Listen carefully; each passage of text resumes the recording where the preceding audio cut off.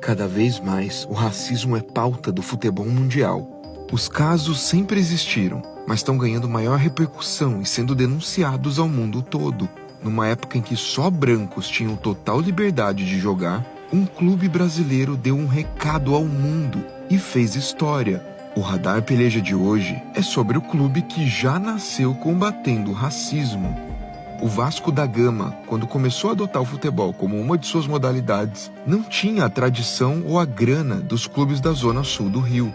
Exatamente por isso, montou suas primeiras equipes com jogadores de classes menos privilegiadas. O time foi campeão da 2ª divisão em 1922, com craques operários, pintores, faxineiros. Assim, assegurou o direito de disputar no ano seguinte a 1ª divisão ao lado de outros times como América, Botafogo, Flamengo e Fluminense. E não é que o Vasco foi campeão?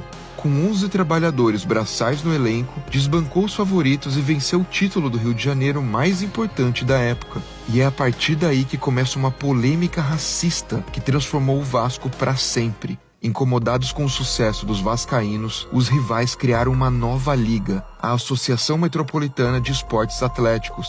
A condição que deram para o Vasco poder participar dessa liga era a exclusão de 12 jogadores que, de acordo com os cartolas, não apresentavam condições sociais apropriadas para o convívio esportivo. A diretoria do Vasco, que já havia feito história em ter o primeiro presidente negro do Brasil em 1904, decidiu que não integraria essa liga, pois manteria seus jogadores negros e pobres no elenco. O Vasco abdicou de manter seu posto entre os clubes grandes por conta de seus princípios.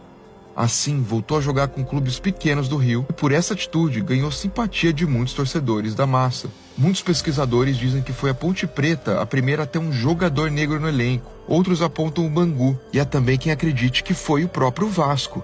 Fato é que os dirigentes do Vasco protegiam seus próprios atletas. O presidente vascaíno da época, José Augusto Prestes, chegou a dizer aos torcedores que o Vasco só toparia voltar à liga principal com os grandes quando fosse maior que eles.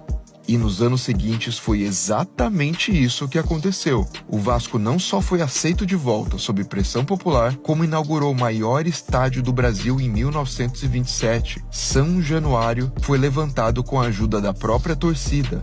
E o fato de não ter um estádio antes era só um dos motivos encontrados pela liga preconceituosa da época para tentar evitar que o Vasco se misturasse aos brancos da Zona Sul. O Vasco da Gama foi gigante, e essa sua história está marcada para sempre. Boa parte da torcida vascaína entende a essência do Cruz Maltino e demonstra isso nas arquibancadas. Não é difícil encontrar menções aos camisas negras, como eram chamados os jogadores do Vasco na época em que o clube mais sofreu com o racismo. Na Libertadores de 2018, torcedores do Vasco relataram ter recebido gritos racistas da torcida do Racing, na Argentina. No jogo de volta em São Januário, o time entrou em campo com a torcida cantando uma das suas músicas que enaltecem a luta histórica do Vasco contra o racismo.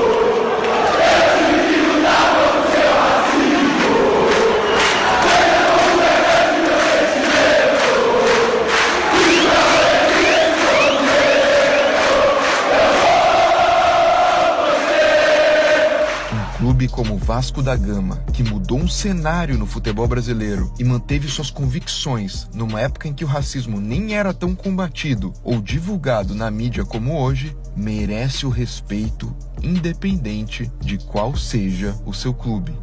Inscreva-se no Peleja e até o próximo episódio.